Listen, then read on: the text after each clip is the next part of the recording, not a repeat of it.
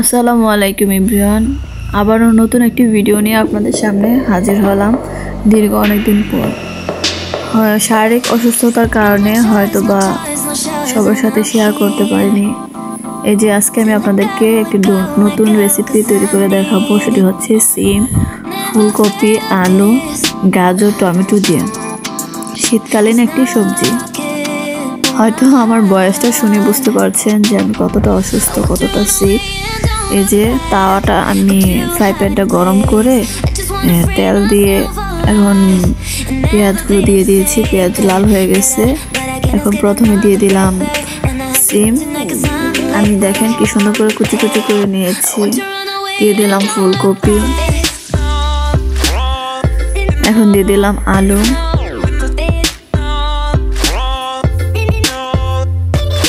দিয়ে দিলাম গাজর। আমার অসুস্থতার কারণে হয়তো রেগুলার ভিডিও নিয়ে আসতে পারিনি, আর আমাকে একটু সাপোর্ট করবেন যাতে আমি সামনের দিকে এগিয়ে যেতে পারি। এই যে দিয়ে দিলাম 1.5 চামচ লবণ, দিয়ে দিচ্ছি 1 টেবিল চামচ না, আধা টেবিল চামচ হলুদের গুঁড়ো, দিয়ে দিলাম 1 টেবিল চামচ মরিচ, কারণ এই সবজিটা ঝাল ঝাল হলেই ভালো লাগে, আমার কাছে ভালো লাগে। এই যে দেখেন আমি ভালো করে নেড়ে চেড়ে মিশিয়ে নিচ্ছি। এই সবজিটা আসলে হাত চেটে কুটে খাওয়ার মতো একটা সবজি। হয়তো পুরো শীতের মধ্যে একদিনও খাওয়া হয়নি, এই ফার্স্ট টাইম, কারণ এবার শীত আসছে পর থেকে আমি খুবই অসুস্থ, যার কারণে কন্টিনিউ আমি ভিডিও আপলোড দিতে পারি না, চাইলেই পারি না আর কি, এতটাই অসুস্থ। দিয়ে দিলাম টমেটো কিছু, আদা কুচি করে দিয়ে দিলাম।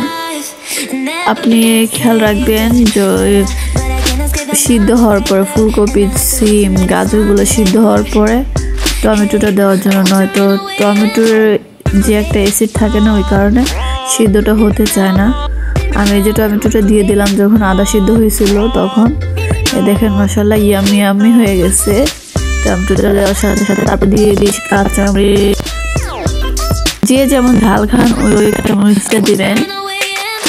আমি এখানে ওই যে গুঁড়ো মরিচটা দিয়েছিলাম, যার কারণে কাঁচামরিচটা কম দিয়েছি। আমি এমনিতে বাজির সাথে খালি কাঁচামরিচ কামড়ে খাবো। দিয়ে দিলাম ধনেপাতা। আমার জন্য সবাই দোয়া করবেন, আমি যাতে অতি তাড়াতাড়ি সুস্থ হয়ে যেতে পারি, আর আমার পাশে থাকবেন, আমাকে একটু সাপোর্ট দিয়েন প্লিজ। আমার চ্যানেলটি একটু সাবস্ক্রাইব করে দিবেন। আপনাদের ভালোবাসা হয়তো বা আমি সামনে এগিয়ে যেতে পারবো, হয়তো কি পারা সম্ভব বলেন। এই যে দেখেন কি সুন্দর হয়েছে আমার সবজিটা আর কি, অনেকে ভাজি বলে, অনেকে সবজি বলে। আমি তো মাশাআল্লাহ অনেকদিন পরে এই সবজিটা করার পরে পেট ভরে খেয়েছি। আপনারাও জানা তৈরি করে কেমন হয়।